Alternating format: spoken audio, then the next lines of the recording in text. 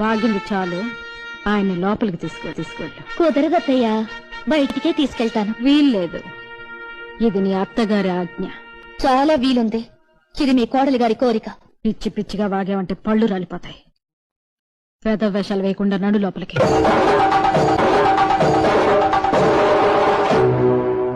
ఏంటి తున్నపోతుల అడ్డంగా బలిసి తెగరచ్చిపోతున్నావు? కొట్టానంటే దవడ పగిలిపోతా. నీ కొడుకులాగా నన్ను గుప్పెట్లో పెట్టుకుందాం అనుకున్నావా?